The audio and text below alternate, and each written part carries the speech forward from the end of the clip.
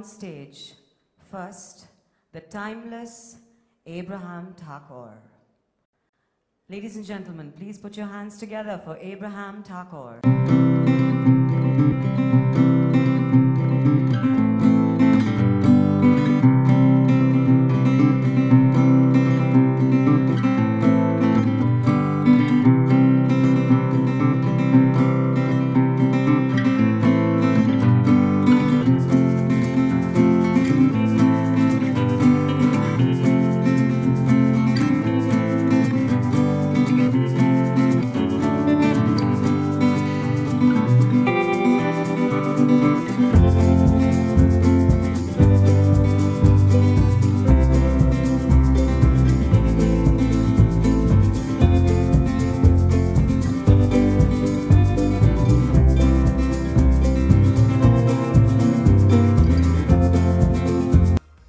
Next, please join me in welcoming the very elegant Miss Anju Modi.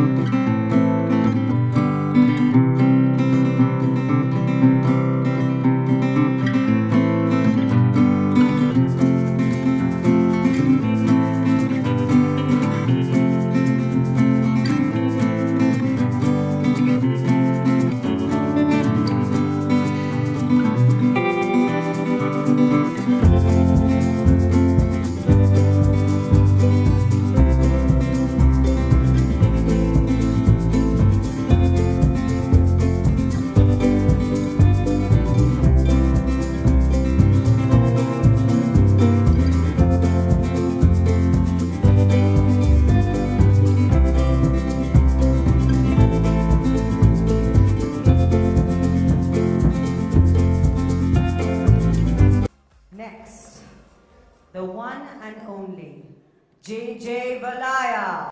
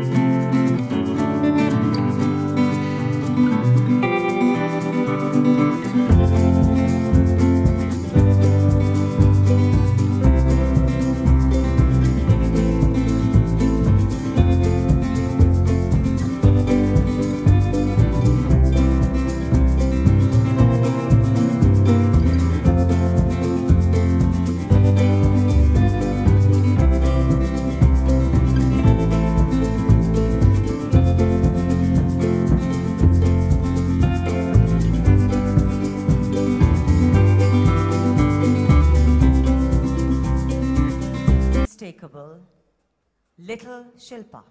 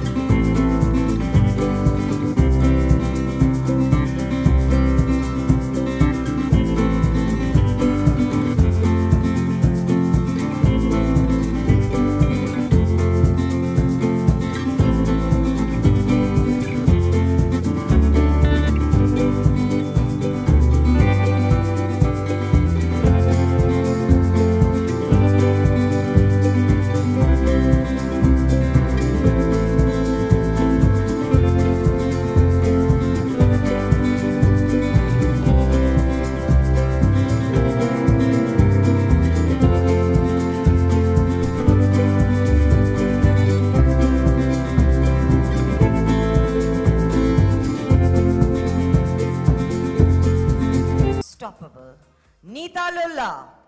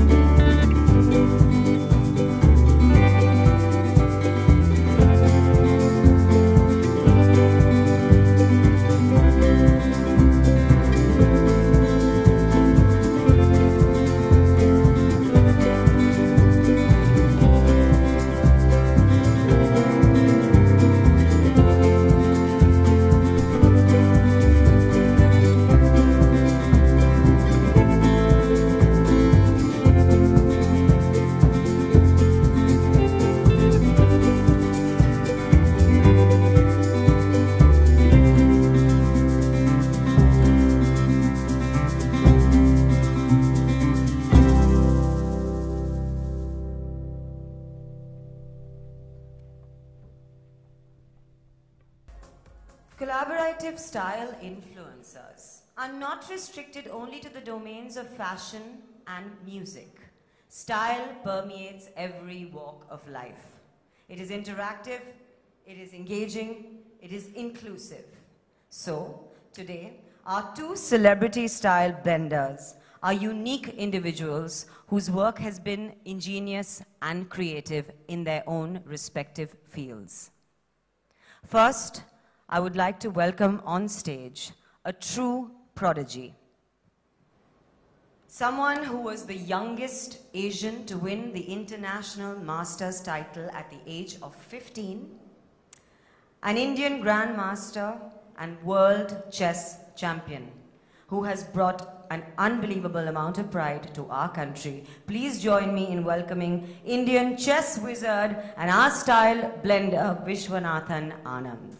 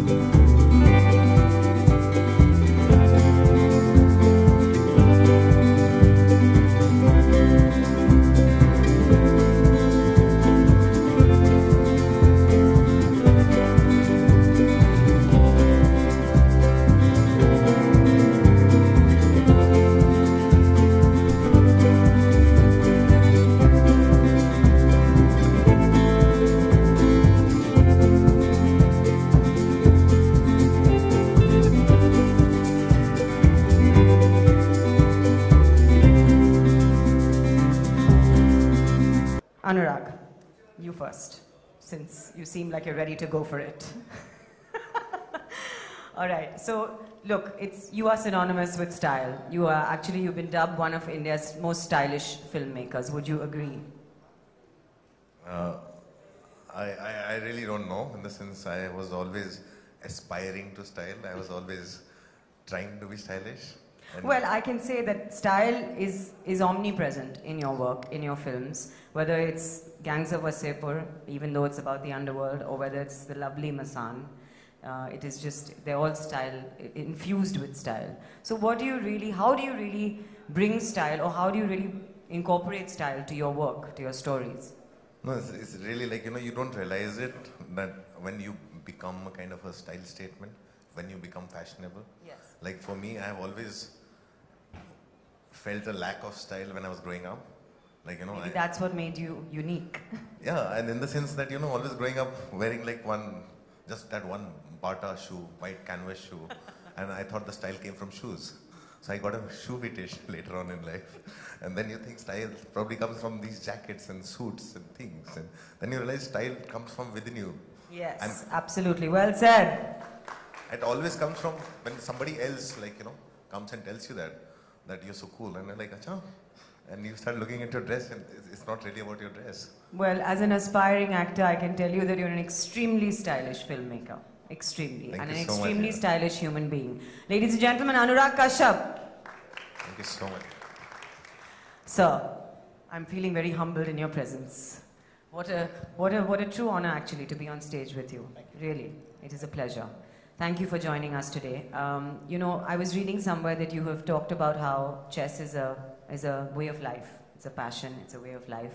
You have traveled the globe playing chess and made us extremely proud. So first off, can we please have a round of applause for Vishwanathan Anand. So, what does good taste mean to you? I think it comes down to the persona you want to convey. It can mean a lot of things. Principally applied to my chess, I think style, good taste, all comes in the way you deal with others, you deal with the fans, you deal with the tournament, you deal with your opponents. If you give them respect, you consider that what they're going to do is very difficult for you to overcome and all that, then you're able to put in the maximum effort. And if you feel good in the morning, if you have done the right things, then you carry that through the day and it helps you get through the difficult moments. So even if you want to peak at some point during the day, like during the game, it starts much earlier. And for me, that's what I try to convey. Thank you so much. That was very, very eloquently said, I must say. Thank you. Real class and true style comes from within and permeates into both these gentlemen's fields. So thank you once again. Can we hear it for both our style blenders for Blenders Pride Fashion Tour 2015. Thank you so much. Thank you so much for joining us. Thank you.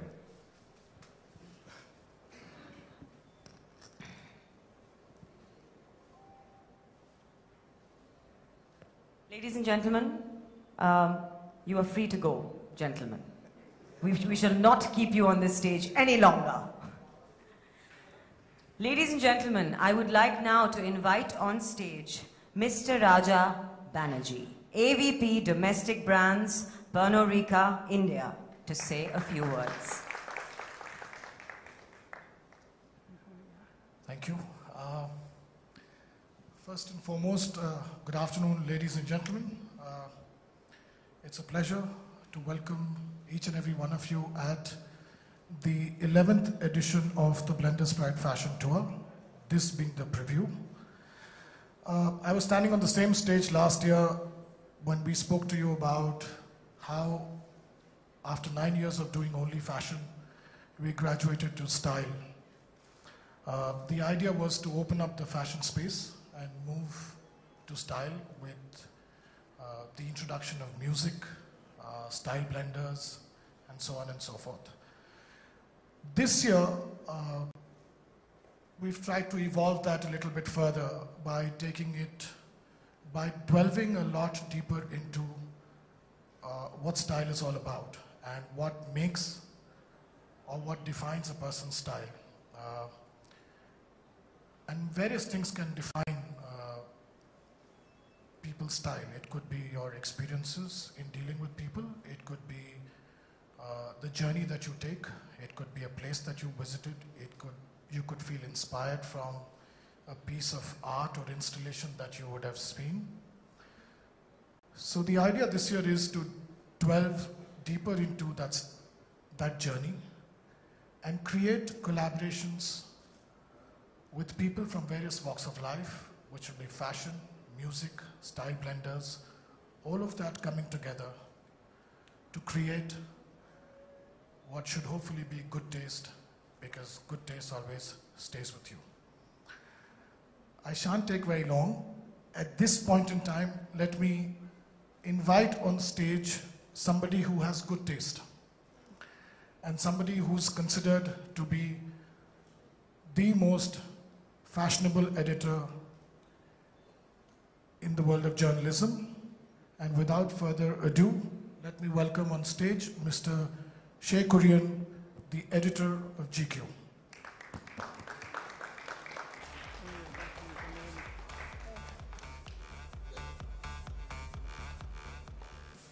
I shall hand over to you. Thank you. Thank you, Raja. That's a very generous introduction. I'm going to talk very, very briefly about taste because it's an issue that's quite close to my heart.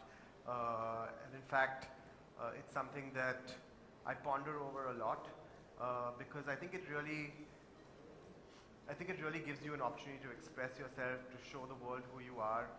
And I think that it's something that sometimes is considered a little bit elitist. I don't agree. I think it's something that you can acquire over time. I think it's about really doing your homework, studying, being influenced by people, seeing great people, and sort of incorporating the best. There are three people I'd like to talk about very, very briefly who have, in some sense, influenced me. Number one is, it's not someone I know. There was a movie that I was watching a few years ago.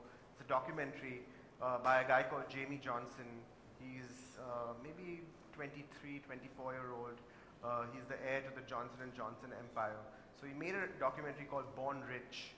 And that is basically a documentary about all these kids who were born with immense fortunes and what it was like growing up in their world. And so Jamie himself, very privileged, goes and interviews a whole bunch of people like Ivanka Trump, Mike Bloomberg's daughter, etc., etc. And then they all talk about this sort of very privileged position that they're in and what that really means to them. Almost a position where money is, in a way, irrelevant. And in this segment, he interviews this guy called Carlo von Ritschl, who is this Italian count. They've had money since the 16th century, says Carlo. So the whole concept of money is very, very different for someone who's had it for 500 years. And they ask him, how do you define your taste? And he says, very, very interestingly, he says, the pleasure of spending sort of extinguishes itself very quickly. So you go out and buy a really fancy sports car, you feel good about it for about maybe a week, 10 days, and then it sort of gets normal. It's very, very normal. And I think a lot of people who exist in that level of wealth will sort of understand that sentiment. It just sort of becomes the new normal. So how does he derive a sense of benefit from his wealth? He talks about going and stitching himself a bespoke suit with his tailor. And he says that while, yes, the suit is very, very expensive and it's not off the rack, the whole process around it, where he's engaging with this tailor, he talks about busting his tailor's balls and sort of really coming up with something which is customized and made especially for him. The process around that is actually what gives the whole experience meaning. It's not just the fact that he was able to spend the money, but the fact that he was able to create something and be part of the whole creative process around creating something that was unique for him. To me, that was very, very instructive and something that I've taken from and I think has defined my taste. The second person who I've really been influenced with is a teacher. When I was in journalism school in New York, I did a short program. I was very confused with what I wanted to do in life. This was not a profession that my family was part of. It seemed like I had a skill in writing, but I was 21 years old, and I had a teacher who told me to. She and I exchanged several drafts of the piece, and within a month I had become a published writer in New York. I got a very, very impressive byline in the New York Times. I was something that was very, very unique, but also the power of just being yourself and being honest and not caring about what the world thinks. And out of that honesty, I think people were able to connect with what I was writing, and I think that was the effectiveness of the piece. So really important message as well that I got very early on in my career at a very young age. I got a sort of byline that many, many people will never ever get. And I think that helped me immensely too. Number three, very, very quickly, is someone who I respect immensely. I know a lot of people in the film industry, but to me, there is nobody like Amitabh Bachchan. And the reason is he owns something, it's like a rock. And I think that's, honestly a lesson for all Indians. I think it's a lesson for all people who are professional. And if you look at the longevity of his career, I think these values, apart from his immense talent, the fact that you can count on him, that he'll be there if he says that he's going to do something, he'll do it, is what has, I think, stood him in great stead. And he's still so amazing and so current and so relevant. So these are three completely different. I think you're very much an icon as well. So I think that it would be lovely to hear a little bit more about the kind of direction and kind of sort of guidance you could give to people who want to get into, let's say, you know, publishing, getting into magazines, getting into that field, and how you would sort of say good taste will come in handy there. So should we do the photo op first? So could we have you join as well?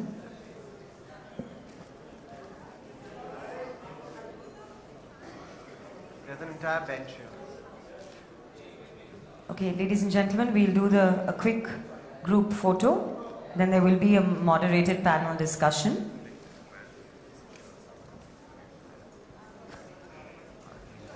One answer each.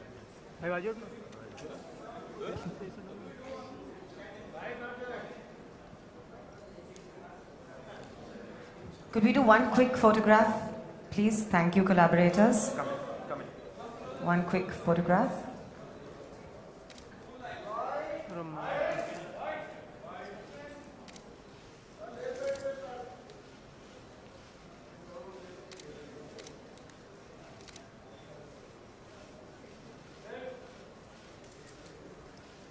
Thank you.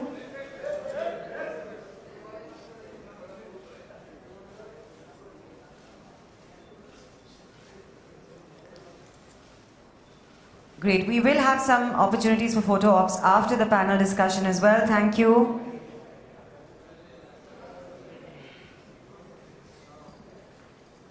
Your services, your talent to make their shows better. Who are some of the favorite people that you like to work with? All of the designers here, I love them. And all of the designers who are not there, I love them. Why? Why do you like to work with Because certain it's a people? global fashion industry. We must Yeah. love everyone. Yeah. That's it. Yeah. Okay. David, tell us about, you guys do a lot of interesting collabs as well. A lot of interesting collaborations. I see you did the uniforms at Vana very recently, which I thought was fantastic. So what is the process of choosing partners for a collaboration? People who have your aesthetic, or is it other reasons? How do you decide? I think in many cases the choice is made for us because I think a combination of both the complex and the minimal that draws opposites together, that I think asks questions, and I think there's a sort of narrative in what we do. So I think it's quite interesting that way. Beautiful collaboration with the weavers and the movie makers and me in between. So it was an awesome experience. How is it working with people who have a very strong point of view on what flippant, but he's not. He's very studied, I believe. And then you have your own point of view, obviously, as well. So how do you negotiate that? I think it is a little intuitive for me because when I understand the need of the story and the scene which is going to be portrayed, so it is like completely absorbing the whole brief of the director and then allowing your own self to make it come alive. Rohit? Able to do like quite a good job in terms of supplies all across the globe, and very, very happy. And I think my Paris Fashion Week, which is on 3rd, is going to be again a reflection of the amazing potential what villages of our country they have got to offer to us. And what you were able to do is actually move people from quite difficult conditions in the city where they were forced to work back to their villages and give them a much better quality of life by supporting them that way. Right? I really feel like that's what something, if you look, Everybody knows chess is a sort of an isolated sport, or at least the perception is that. Is it that, or do you have a team and a back end who's critical so that you can do what you do? Just take us through that process. Yes, it's actually been quite interesting seeing how designers collaborate, because it's very similar in chess. In chess, there's too much material for you to handle yourself. So invariably, you need people who will share the workload with you. If you're going to work with a team, so typically for a World Championship match, I'll have a team of 3 or 4 trainers, and we'll be working 9-hour days for a couple of months, to get all the material ready. And the role of the team is the following. One is simply the sheer workload. So I can do everything, but I don't have that much time. If you spread the work around, it's nice. Second is to give interesting perspectives. Each team member might have noticed something that you hadn't noticed, and they can bring this to your attention. A common misconception is that if you're stronger than them, then what can you learn from them? But I might be stronger than them in over-the-board play. But again, it's a very, very specific skill. But they may have very, very interesting insights. And it comes from their way of thinking, from being different people. Your style of play is so unique to you that you'll miss everything that falls outside that circle. And so it's very useful to collaborate. And finally, I think the most important quality of a team is to understand how you feel and to create a very comfortable atmosphere for you. So you may want to work with, you will generally want to work with people with whom you get along well, who give you positive feelings. Because if you feel positive and you can carry that feeling into the match, into your games, even into the training, if you bond well, then all that will help you. Your work will be more productive if you all feel good together. So I work a lot with my trainers, my team, and if you don't learn the skill of how to work with the team properly, I'll give you 2 examples of what that is. The first thing is when you work with a team, you must learn to suppress your initial desire to say something. So if you immediately say, well, I feel this is the strongest move, then this typical thing happens, that when they disagree with you, you start becoming defensive about your move. So you got to hold that back. So you have to be open to these different viewpoints when people are trying to tell you something. The second and more important skill is trust. Very often a trainer of mine will tell me something maybe 5 minutes before the game. He'll say, in this position, all you need to remember that this move is good. Go and figure it out. Because there isn't time to give the full briefing. So then when I go to the board, I have to trust him. Because I know that he spent 4 hours last night double checking this. And I cannot, even if I don't believe what he says, I will tell myself, okay, he must have checked it. I will try and figure out what it is he saw. And so these are all the aspects of working in a team that are very important for chess. How do you select the right people? I pick people whom I get along. That's the fundamental quality. You may also look for specific chess skills. Yeah. So I will look for people who've plugged specific gaps in my own chess understanding. So there are things I do very well, and there are things I don't do well. And even the things I do well, there are people who do that better than me. And the things I do badly, there are people who do outstandingly. So you're trying to complement these things. But the most important thing is that they get along with you. And then once you feel that you're good friends, then the knowledge can just go back and forth. How do you stop yourself from sort of overriding a decision, or ultimately you're the boss. You can take the call, and sometimes maybe you've been proven right in the past, but still you need to keep that ear open, but you feel like you need to do also what you need to do. How do you find that balance? Well, in chess there is one fundamental truth, which is that it doesn't matter what the truth is, it only matters what you execute at the board. So even if my second is correct, my trainer is absolutely right, if I don't feel that I can reproduce it at the board, if the calculations are too difficult, if the position doesn't suit my style of play, then I have to reject and I have to say, look, you might be right, but unless I can make this at the board in a way that I feel comfortable with, it's not going to work. And usually my trainers will agree. They'll say, yeah, this doesn't suit your style. We'll drop it. We'll go to the next best thing which will suit your style. And so that is important because in chess is a sport where you get rewarded only for what you do at the board in those 2 hours. It doesn't matter what you do afterwards, before. It doesn't even matter what you think after you made the move. So it's a very specialized thing. So you have to override with what you're comfortable with. And you learn to manage it. You learn to see when it is your ego speaking, and you learn to see when it is genuinely your humble opinion that this is what you're good at and this is what you're not, and you're the best judge of that, so you can impose your will then. But it's important to, like I say, respect and trust your trainers, because then this back and forth becomes much easier. Perfect. Thank you. Anurag, similar set of questions to you, because I think that's also relevant. But firstly, tell us a little bit about your influences. Obviously, you are very well versed in not only Indian cinema, but world cinema. Who are some of the people you're looking at today, and why?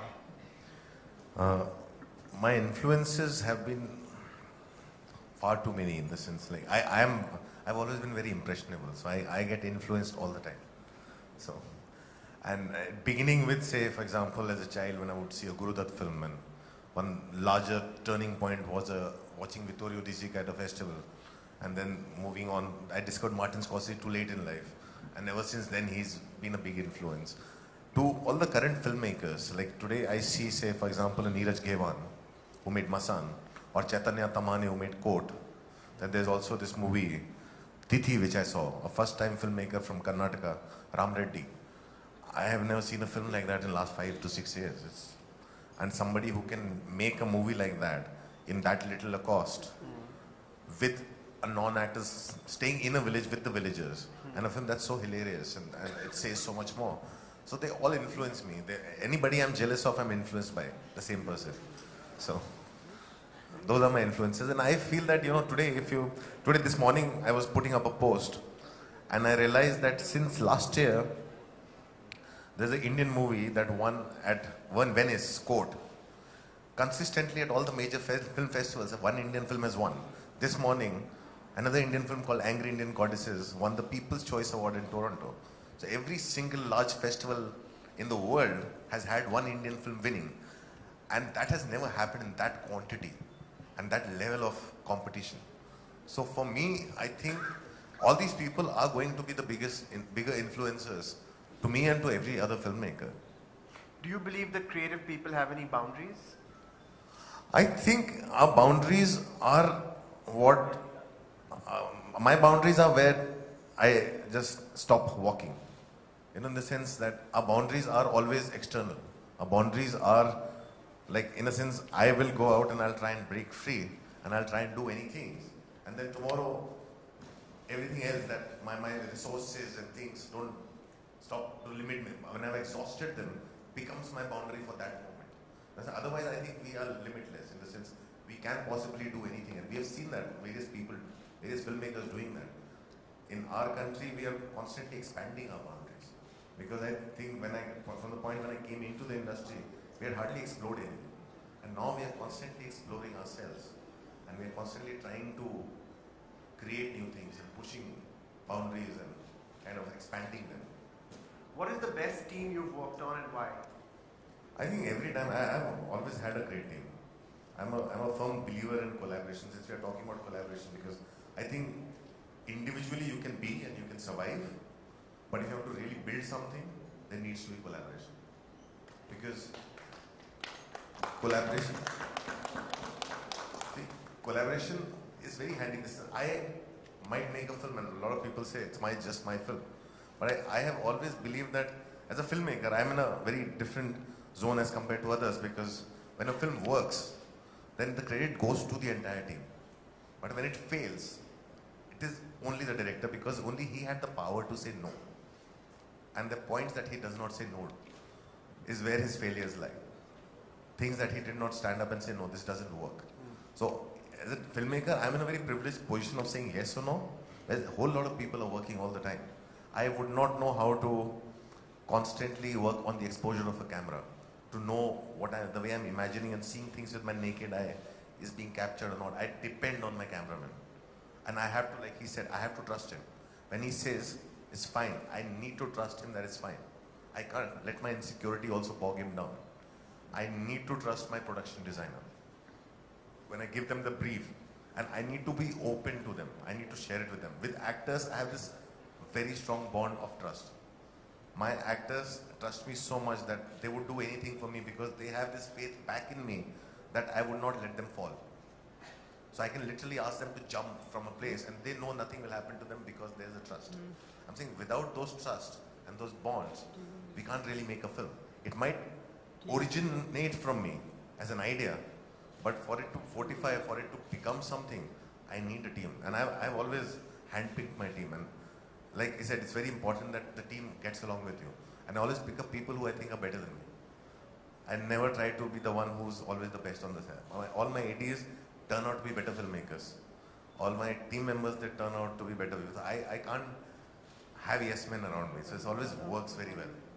That's an interesting point about yes men, because very often after you've reached a certain stage, people are incentivized to make you feel like whatever you're doing is correct. But sometimes the stakes get really, really high, and as the stakes get higher, in fact, you get more and more yes men around you. How do you sort of cut through that?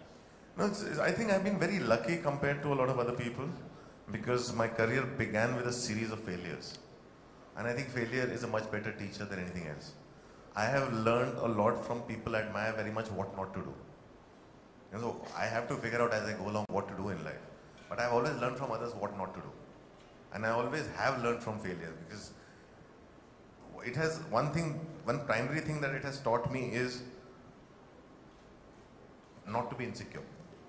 I'm saying when you're really thinking to break a boundary, then you must go out and break a boundary. Because unless you don't do that, you won't realize that whether you achieve something or not. So first you go all out there and then you see that and you learn from it. Because it's a constant journey. I really genuinely feel it's a constant journey. I still feel very jealous of very good filmmakers, and the first thing I do is I seek their friendship. Anybody I'm jealous of, I seek their friendship and I learn from them.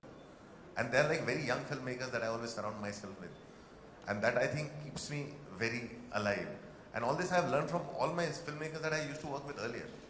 Where, when I came into the industry, it was people were full of selves. And they would not, everything was about, it's my film. And it never really becomes a collaborative thing. And a lot of filmmakers would make their films through someone else. So I've learned from all that. And I'm still learning. I still make mistakes. Great. Thank you. Gaurav, musician, the only musician over here. Tell us, given this theme, who are the kinds of people you're bringing in and why? Well, I get to do this every year, so...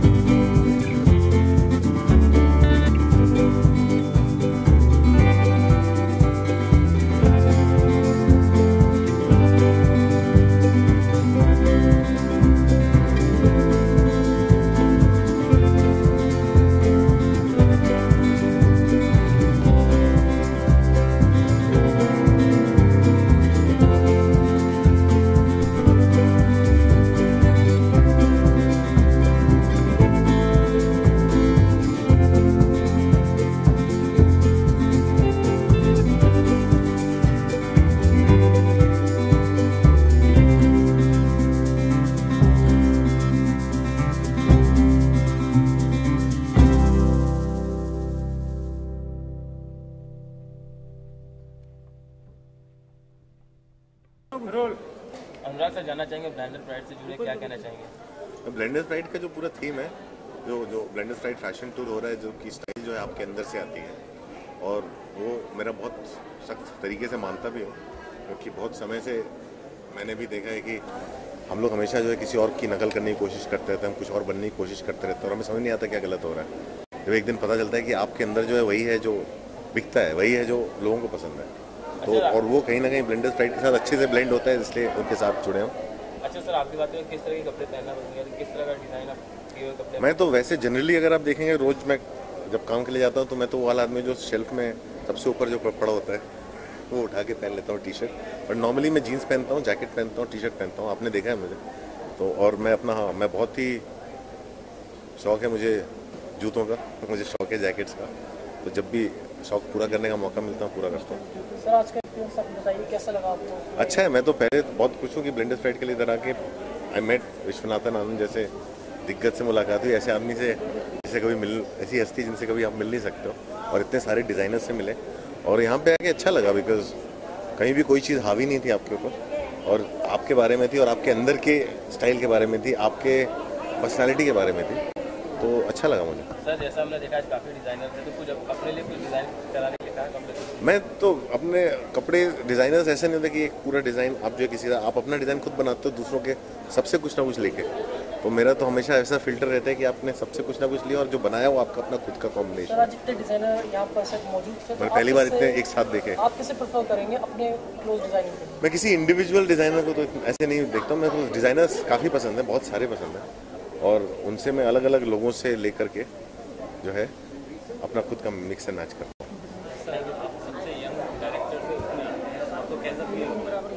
मुझे अच्छा लगता है, मेरे को जो करने का मन है, जो मैं करना चाहता हूँ मैं लाइफ में वो कर रहा हूँ, वो हमेशा अच्छा लग रहा है और बहुत अच्छा लगता है। Thank you sir. Blenders pride के बारे में जानना चाहेंगे, क्या खास रहेगा इस बार, किस तरह के कॉस्ट्यूम देखने को मिलेंगे आपकी तरफ से, किस तरह से डिज़ाइन किए हुए? ब्लेंडर्स प्राइड के साथ में ये मेरी 11वीं साल है और बहुत ही अच्छा लगता है, कोलैबोरेशन बहुत ही उम्दा तरीके से होता है, और ब्लेंडर्स प्राइड की हमेशा खासियत ये रहती है कि ग्लैमर के साथ लाइफस्टाइल कोशेंट, और जो कलेक्शन प्रोजेक्ट करने को मिलता है वो बहुत ही ग्लैमरस कलेक्शन होता है, और बहुत सारी सिटीज़ में जाते हैं और बहुत सारी सिटीज़ में शोकेस होते हैं कपड़े, तो एक बहुत ही इमेंस एक्सपोजर पैन इंडिया मिलता है। और मेरे ख्याल से इस बार की जो मेरी कलेक्शन है वो it's predominantly with black and white, and it is about you which is aiming at the woman who is a part of a semicircle to the entire circle of life, without whom the circle of life is not complete. और इसको लेके जो collection मैंने बनाई है वो उस woman पे आधारित है जो काम करती है, जो हाउसवाइफ है, और जो हर एक चीज़ को एक बैलेंस देने की कोशिश करती है, उस पर ये कलेक्शन आधारित है। जैसे आपने बताया कि श्रीदेवी से आप काफ़ी ज़्यादा इन्फ्लुएंस्ड है, तो क्या श्रीदेवी आपकी आइडल भी है कलर्स एंड फैशन के पॉइंट ऑफ व्यू से? Definitely she is my idol, and उनसे मैंने बहुत ही सीखा है, क्योंकि जब मैं इंडस्ट्री में आई तो मेरी पहली ही क्लाइंट थी श्रीदेवी, और एज अ डिज़ाइन स्टूडेंट बहुत ही मुझे उनसे जानकारी मिली। Thank you.